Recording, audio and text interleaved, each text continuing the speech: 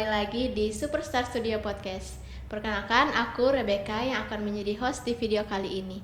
Nah, di sini kita akan membahas tentang gimana sih cara jadi konten kreator sukses di tahun 2024. Nah, di sini aku kedatangan narasumber langsung yang sudah terjun dalam konten kreator atau influencer marketing nih. Nah, di sini ada Kak David. Boleh Kak David perkenalkan diri dulu. Halo teman-teman, halo BK. Halo Kak. Tadi sebelumnya 2024 apa 2025? Sorry 2025 Kak maksudnya. 2024 kan udah mau Iya ya, udah kelar mau nih. berakhir ya 2024. Iya. Jadi di video kali ini kita mau bahas tentang cara konten kreator sukses di tahun 2025 nih Kak. Karena kan Kak David udah berpengalaman dalam bidang itu ya.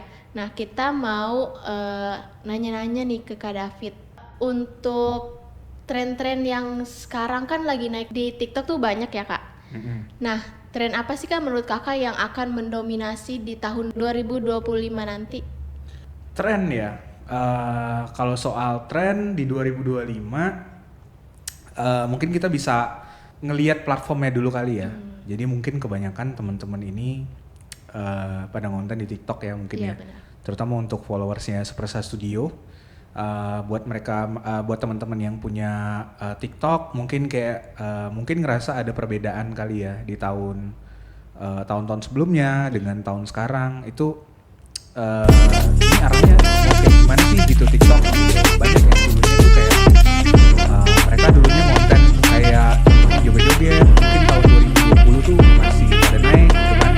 Sekarang mereka bikin konten joget-joget kok malah susah ya naiknya gitu. Alasannya kenapa ya gitu. Terus banyak juga mungkin kayak konten kreator yang dulu sering kita lihat banget masuk FYP gitu ya. Tapi kok sekarang udah nggak ada lagi gitu kan. Nih kemana sih gitu. Terus nih arahnya kemana sih gitu. Nah sementara di tahun 2025 ini tuh dunia perkontenan kayak gimana sih gitu ya maksudnya ya. Iya.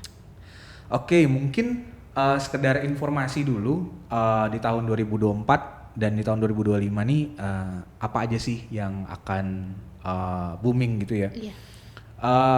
Kalau aku lihat dan prediksi di tahun 2025 nanti konten-konten itu memang bakal masih banyak didominasi oleh konten-konten yang short form ya. Short form itu sendiri kayak konten-konten yang di bawah mungkin di bawah 5 menit kayak 1 menit. Iya. 3 menit gitu.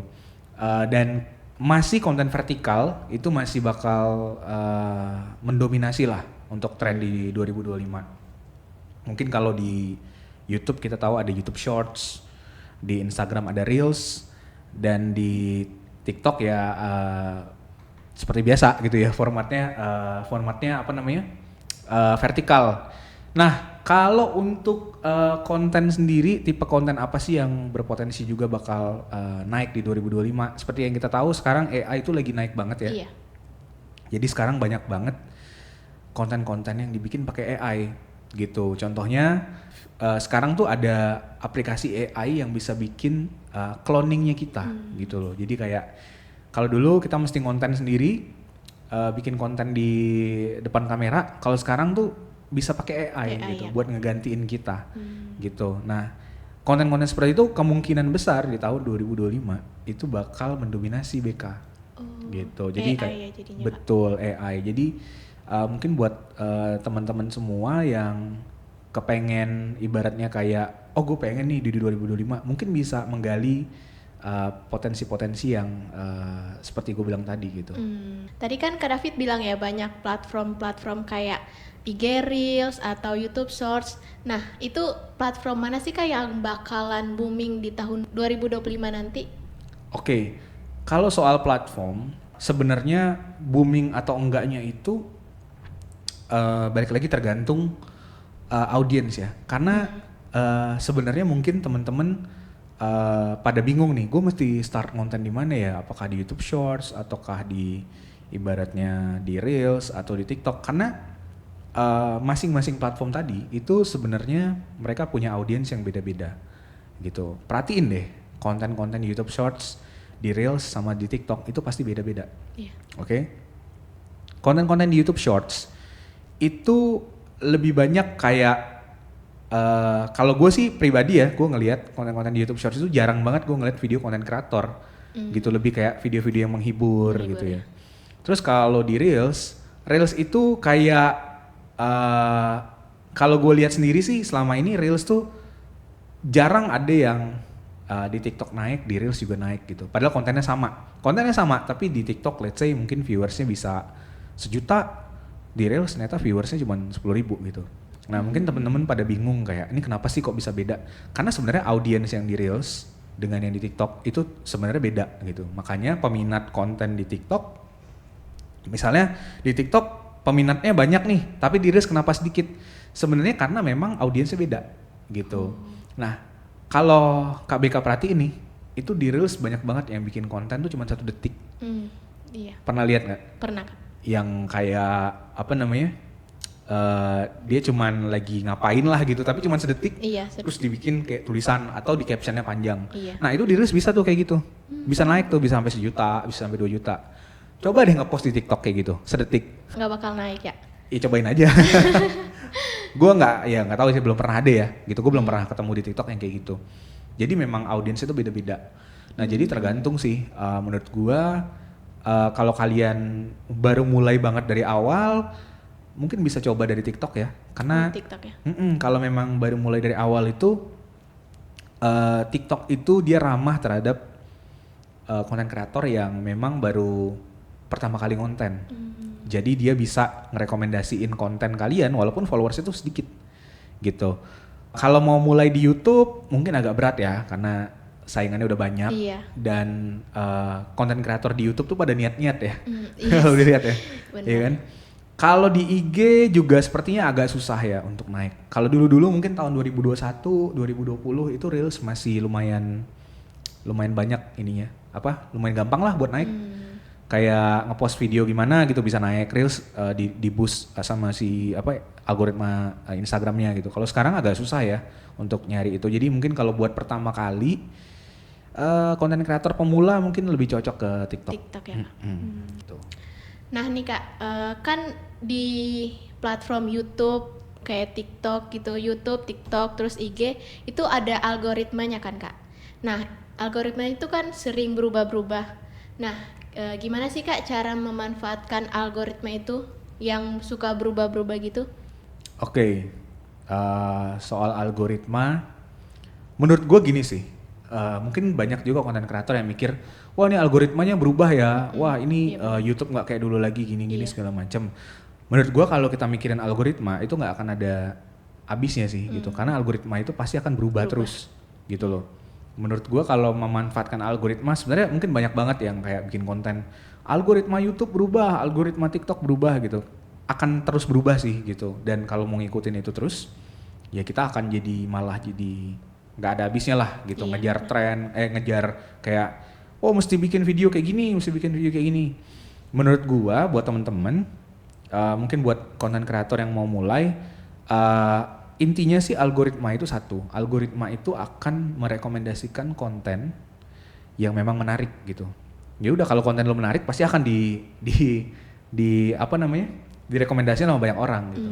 Kayak TikTok misalnya, algoritma TikTok gimana sih kayak gini. Gak usah mikirin algoritma, karena kalau konten lu bagus, TikTok pasti bakal masukin video lu ke FYP gitu. Nah, untuk bisa bikin konten yang bagus tuh kayak gimana sih? Nah, itulah pertanyaannya harusnya. Jadi teman-teman, menurut gue sih jangan mikirin algoritma gitu. Pikirin aja gimana cara bisa bikin konten yang bagus. Mau itu di YouTube, mau itu di Reels, mau itu di TikTok gitu. Bikin aja konten yang bagus. Nah, caranya bisa bikin konten yang bagus gimana? Ya nontonin aja. Tontonin aja, misalnya kalau memang teman-teman mau di YouTube Shorts misalnya, tontonin aja YouTube Shorts. Terus cari satu referensi. Oh ini si A bagus nih gitu, cara kontennya kayak gini. Ya udah, ATM aja, amati, tiru, modifikasi ya, bukan emplak ketuplak gitu. Maksudnya ya dilihat, terus ditiruin aja gimana sih cara dia bikin konten, cara ngomongnya gimana. Terus ya udah modif-modif dikit sesuai dengan apa yang menjadi ciri khasnya teman-teman semua gitu. Makanya banyak juga yang ngomong kayak, ini kenapa sih food vlogger di TikTok cara ngomongnya sama semua? Ya gitu, karena saling ngeliatin satu sama lain gitu.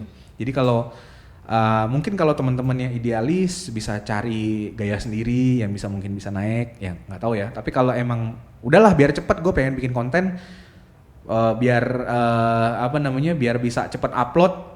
Ya udah, cara dia ngomong gimana gue ikutin aja gitu. Ada juga yang kayak gitu. Jadi balik lagi ke teman-teman sih gitu. Yang penting bikin konten yang bagus aja gitu. Pasti akan masuk FYP kok gitu. Pasti akan viewersnya akan gede kok. Iya. Kalau viewersnya masih kecil juga gimana? Ya udah, cari jenis konten lain gitu. Kayak mungkin kalau gue bikin vlog mungkin bisa naik gitu.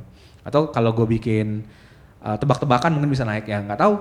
Dan pelajarin aja terus. Maksudnya kayak sekarang orang-orang bikin konten tuh kayak gini ya gitu. Kayak berarti gue harus ngasih hook nih di konten gue misalnya. Atau kayak berarti gue harus bikin yang lebih kocak lagi nih videonya kalau misalnya mau bikin video komedi gitu. Oke, berarti nggak terlalu mengikuti algoritmanya ya Kak? Algoritma sih menurut gue agak susah untuk diikutin ya, karena pasti akan berubah. Terus gitu. Oke. Sekarang kan Kak banyak platform-platform gitu kayak NVT, subscriber only untuk konten, terus juga brand deals yang profesional. Itu kan bisa menghasilkan cuan ya Kak. Itu gimana sih Kak caranya memanfaatkan biar dapet cuan gitu Kak? Oke, mungkin pertanyaan BK lebih kayak kira-kira gue harus manfaatin apa sih biar gue bisa dapat cuan gitu ya? Iya benar. Oke, ini menarik ya, karena ini soal cara memonetisasi sosmed, Iya, bener ya? benar. Paling sih yang pertama ya, kalau soal jenis-jenis monetisasi itu seperti yang udah BK sebutin tadi, udah lumayan banyak ya. Ada yang sekarang tuh udah nggak lagi melulu soal endorse ya. Kalau dulu kan kita bikin konten tuh ya biar bisa naik, terus bisa di endorse gitu ya, sama brand gitu. Iya. Jadi bikin video yang viewersnya banyak, terus nanti brand datang ngubungin terus di endorse gitu. Kalau sekarang nih banyak opsi lain kan gitu. Nah menurut gua bener banget teman-teman tuh udah mulai bisa cari opsi lain selain endorsement gitu. Walaupun memang ya cuannya lebih enak dan lebih banyak endorse ya. Iya. Karena tinggal bikin konten, dibayar kelar, ya kan? Iya benar. Bahkan banyak yang dibayar sebelum kontennya jadi. Nah gitu, kayak DP dulu dong misalnya gitu, atau in advance dong gitu, bayar di depan kan, gitu. Sebenarnya mungkin sekarang lebih enak ya buat konten kreator karena sekarang bahkan mungkin di TikTok itu kalau teman-teman tahu itu ada yang namanya konten berbayar gitu. Jadi kalau kita bayar baru bisa nonton kontennya dia gitu. Nah itu bisa dimanfaatin juga buat mungkin teman-teman yang viewersnya nggak terlalu gede atau mungkin nggak terlalu banyak dapet brand deals, mungkin bisa ngarahin kontennya menjadi lebih kayak misalnya kayak gue bikin challenge nih misalnya kontennya gitu ya. Challenge-nya soal kayak nantangin siapa, misalnya makan apa misalnya gitu ya. Ini ide aja sih gitu. Nah nanti kalau yang di public cuman potongannya, tapi kalau buat yang fullnya itu bisa di subscriber only gitu. Artinya mesti bayar nih kalau lu mau lihat fullnya gitu. Nah itu bisa sih karena itu lumayan sustain ya. Karena kalau subscriber only itu kan mereka bayar tiap bulan tuh. Jadi sebenarnya nggak perlu banyak-banyak viewersnya. Let's say misalnya subscriber only-nya teman-teman bikin konten yang memang bagus nih ya. Gue nggak tahu karena masing-masing konten kreator tuh beda-beda. Tapi misalnya satu konten kreator dia bikin konten yang memang bagus subscriber only, jadi orang bisa subscribe dulu, bayar dulu, baru bisa nonton video itu. Let's say dia naro 30.000 perak aja buat subscribernya, buat bisa subscribe kontennya dia sebulan. Nggak perlu 1 juta followers, nggak perlu kayak ratusan ribu, 1.000 orang aja yang subscribe tuh udah 30 juta per bulan. Lumayan kan? Iya kan? Nah dibandingin nunggu endorse 30 juta ya agak lama ya gitu kan, apalagi buat konten kreator pemula gitu. Jadi difokusin kontennya yang bisa dibikin versi premium nih. Jadi ada versi yang biasa, ada yang versi premium. Nah gimana caranya bisa strateginya kayak gimana? Nah itu yang perlu dipikirin, kurang lebih kayak gitu. Terus kalau soal apa lagi ya, affiliate tuh masih sih ya. Affiliate. Betul, affiliate. Kita jualin produk-produk orang ya gitu. Seperti yang mungkin BK tahu di 2024, 2023 TikTok affiliate sama Shopee affiliate tuh masih mendominasi ya. Nah sekarang itu udah ada YouTube Shop gitu. Jadi di YouTube tuh udah bisa sebenarnya. Oh, udah bisa Kak. Betul. Jadi tren affiliate gitu lumayan banyak sih di semua platform sekarang udah ada. Di Facebook juga udah ada. Facebook Shopping tuh udah ada. Gitu. Jadi affiliate merupakan salah satu monetisasi yang bisa digarap juga karena masih akan terus trennya akan semakin naik juga. Terus mungkin yang menarik juga itu teman-teman bisa jualan produk digital. Nah, produk digital itu apa? Produk digital itu simple sih sebenarnya, lebih kayak apa aja yang bisa kita jual secara digital. Contoh yang menarik itu gue pernah nonton ada satu TikToker, konten dia adalah tentang review kosan.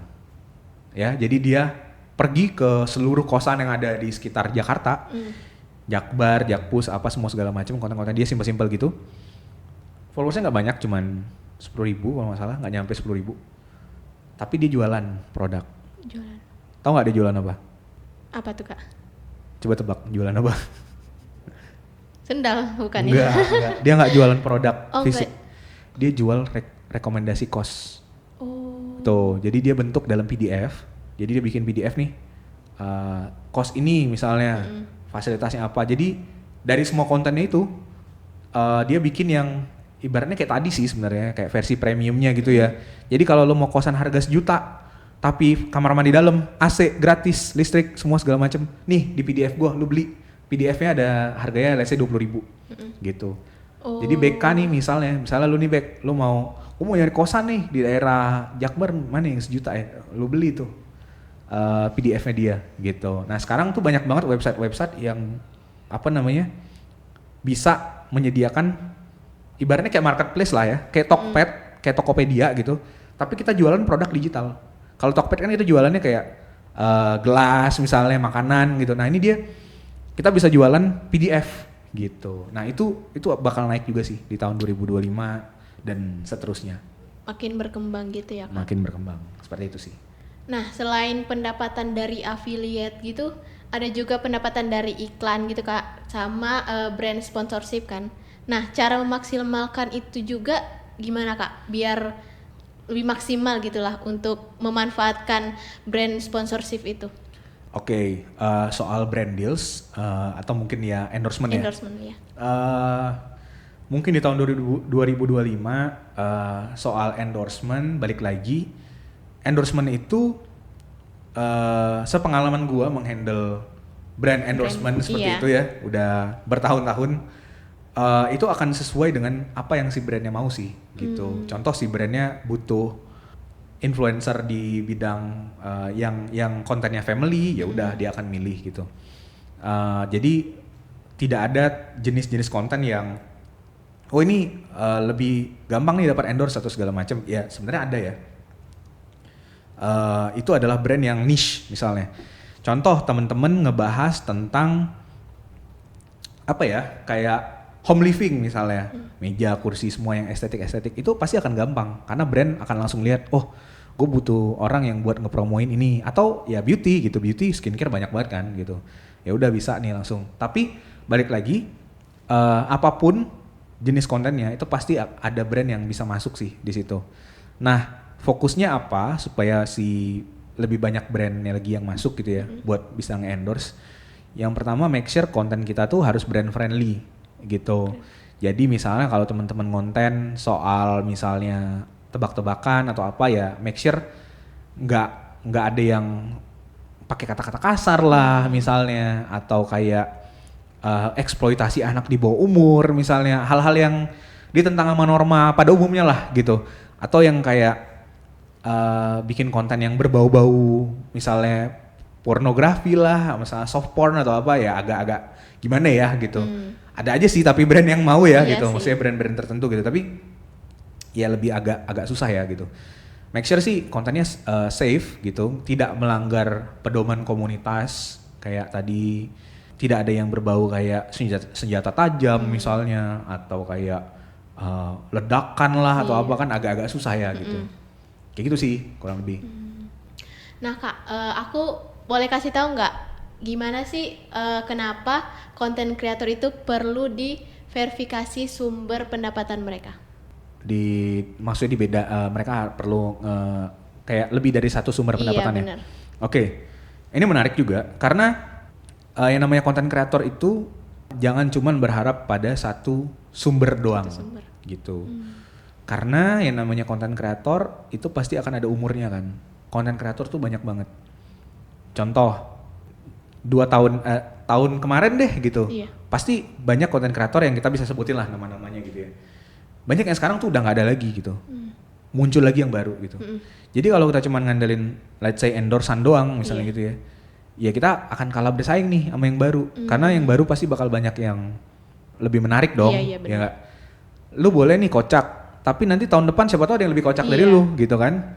Nanti ya udah brand yang ngendorse yang kocak-kocak pasti akan ngendorse dia dong gitu kan. Karena dia lebih baru, lebih fresh gitu. Nah, itulah kenapa penting banget buat content creator bisa mendiversifikasi nih gitu. Jadi jangan cuma ngarepin endorsean doang. Contoh, lu kayak affiliate juga gitu ya kan. Jadi lu bisa jualan produk juga gitu. Atau lu bisa jualan produk digital kayak yang gue bilang tadi. Atau mungkin lu bisa bangun lagi tadi yang apa namanya subscriber only konten gitu kan. Jadi sumber pendapatan lu tuh banyak gitu. Jadi walaupun endorsean lagi sepi, yang lain masih tetap bisa ngasilin nih gitu. Dan akhirnya lu tetap bisa ngonten terus gitu. Karena kalau ngonten terus tapi nggak ada duitnya kan ngapain juga kan. Mending kerja aja. Iya sih benar. Gitu Beka. Oke gitu ya Kak. Jadi ada mungkin yang lagi nonton dalam kontennya bingung tuh dia mau bikin konten apa, mungkin kayak dia nggak mau kontennya cuman itu mulu kan penonton bakal bosen ya Kak. Nah gimana sih Kak biar kita bisa dapet ide buat bikin konten tuh lebih menarik lagi biar penonton tuh nggak bosen sama konten kita gitu Kak? Oke, ini juga salah satu bahasan yang menarik juga ya, Beka ya. Karena mungkin banyak konten kreator yang udah kayak, ini gue mau bikin konten apa lagi ya gitu. Udah Kehabisan ide. Gitu ya. Nah, sebenarnya ada rahasia sih dalam sosmed yang mungkin bisa dipraktekin buat teman-teman semua. Apa yang terjadi di luar negeri itu akan terjadi duluan sebelum dia terjadi di Indonesia. Dulu live shopping itu duluan ngetop di China tuh, ya kan? Semua orang jualan di sana. Di Indonesia belum tahu tuh bisa jualan ambil live. Dulu bahkan gue mikirnya kayak emang jualan di live emang efek ya gitu. Buktinya apa? Yang udah pernah ada jualan live di Indonesia. Contoh di TV deh, kan ada nggak? Ayo bapak ibu-ibu, langsung beli deh ini. Kayak di TV lokal tuh banyak ya live shopping. Siapa sih yang nonton gitu? Kita mikirnya gitu kan. Tapi di China itu di TikToknya mereka, di Douyin ya. Kalau di China TikTok namanya Douyin. Mereka udah duluan tuh. Tahun 2000 zaman pandemi itu udah mulai. Di Indonesia belum tuh. Belum. Masih kayak ya udah bikin konten TikTok joget-joget doang gitu. Di sana udah udah kayak di mana-mana pinggir jalan tuh orang udah jualan. Bayangin pakai apa? Ring light, pakai HP di pinggir jalan jualan gitu. Nah, 2 tahun kemudian, setahun 2 tahun kemudian di Indonesia langsung mulai live shopping. Jadi apapun yang terjadi di luar negeri itu di Indonesia pasti akan terjadi juga.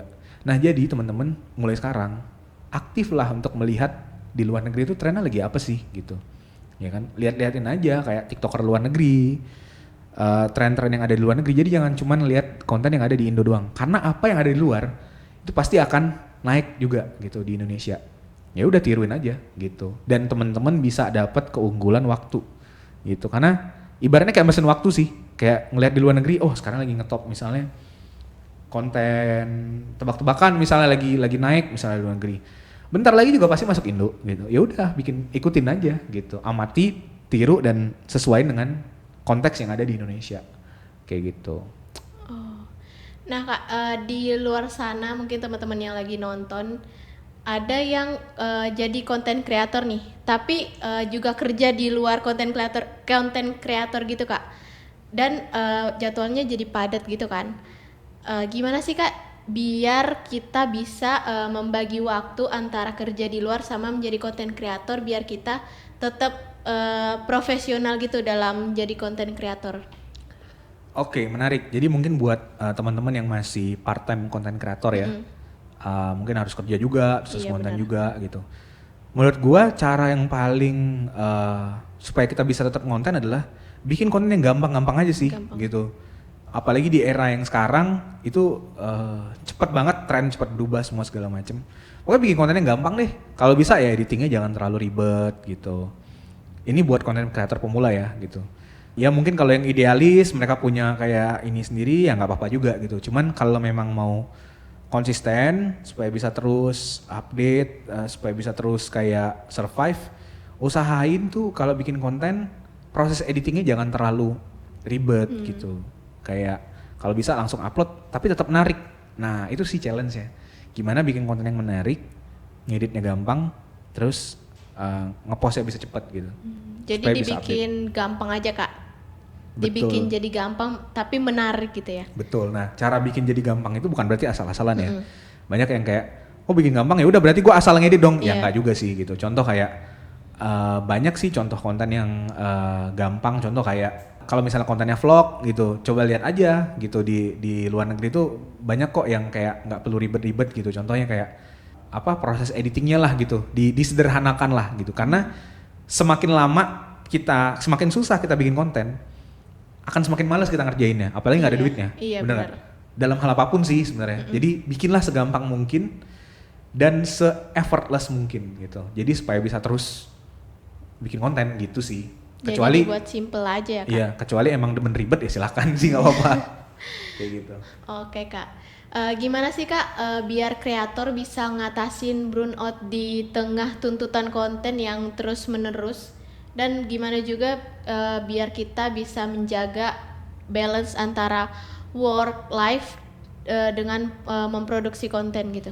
Oke, jadi mungkin buat teman-teman yang kayak terutama misalnya konten udah naik nih, wah gue harus bikin lagi nih gitu ya, gue Iya. harus bikin konten lagi gitu. Sebenarnya sih balik lagi kayak tadi, kalau bisa sih bikin konten yang gampang tadi, segampang mungkin proses bikinnya, proses ngeditnya gitu, dan biar nggak burnout adalah konsisten. Konsisten itu kan nggak perlu harus kayak tiap hari ini bikin konten gitu kan ya. Dari pengamatan gue sih ngeliatin konten-konten terutama di TikTok itu nggak perlu tiap hari sih gitu. Let's say misalnya seminggu sekali 2 kali itu still oke sebenarnya. Selama kontennya memang menarik ya. Jadi juga nggak perlu bikin konten terus-terusan sih gitu.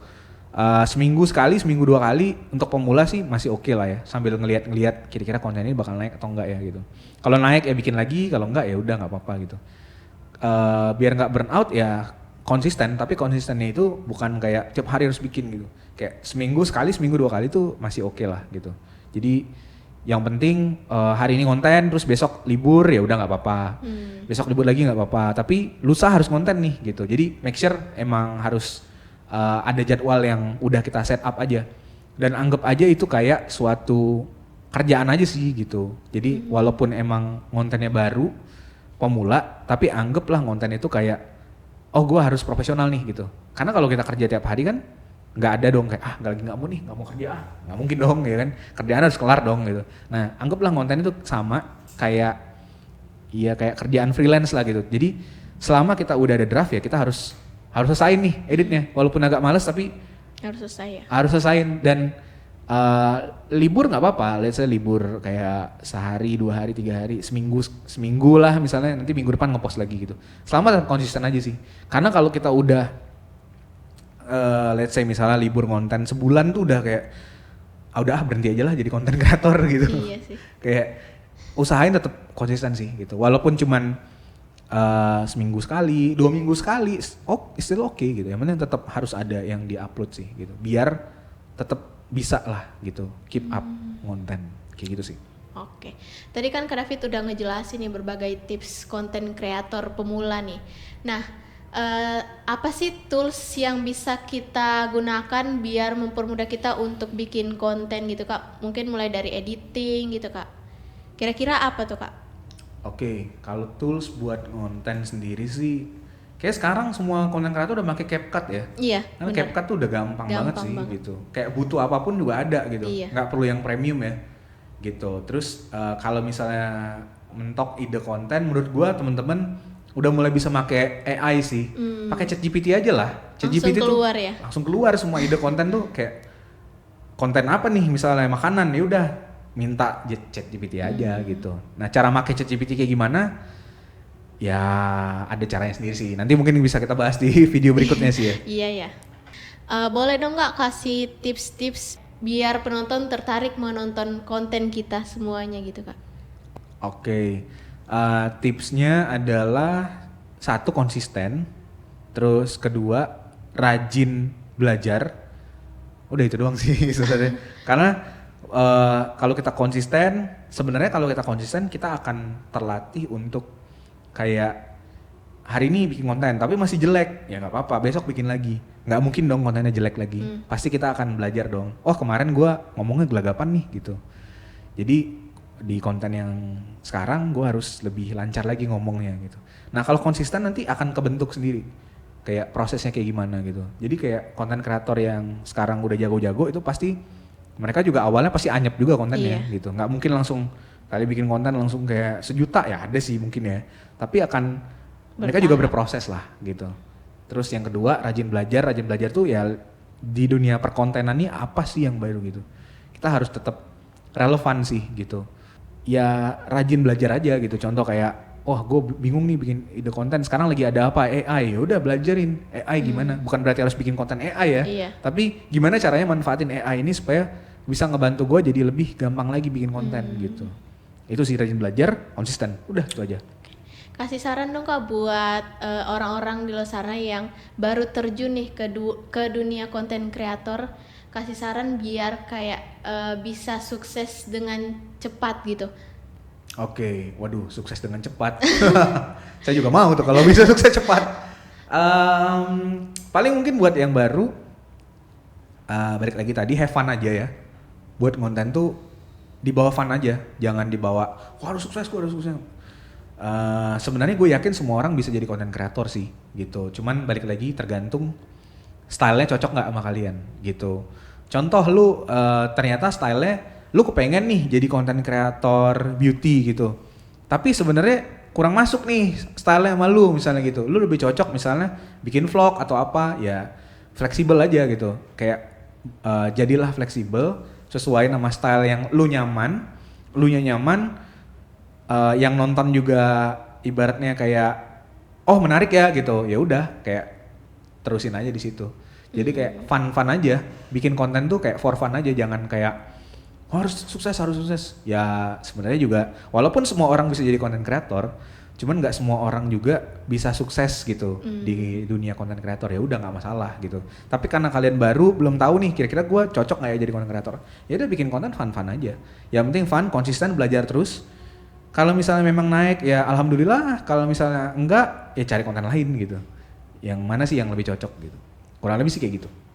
Berarti untuk menjadi konten kreator yang sukses di tahun 2025 nanti tuh kita salah satunya tuh harus konsisten ya Kak, dan mau belajar gitu ya. Mungkin dari teman-teman ada yang mau bertanya mungkin bisa di kolom komentar, nanti kita bakal jawab di next video. Boleh banget. Iya. Jadi buat yang mau nanya boleh di komen. Mungkin nanti next video kita topiknya beda lagi nih ya. Iya, topiknya beda lagi tapi masih seputar konten kreator ya Kak. Oke. Narasumbernya juga beda dong? Iya, nanti kita ngundang narasumber yang lebih berpengalaman mungkin. Oke. Berarti saya tidak berpengalaman nih? Berpengalaman juga Kak, mungkin yang lain gitu Kak. Iya. Yang lebih berpengalaman, maksudnya sesuai dengan konteks ya? Iya.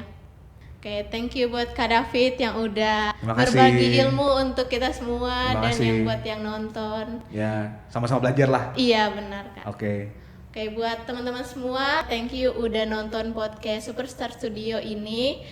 Kita akan terus podcast di video selanjutnya, jadi jangan lupa buat kalian untuk subscribe dan nyalain loncengnya biar bisa tahu kalau kita udah upload video lainnya. Thank you.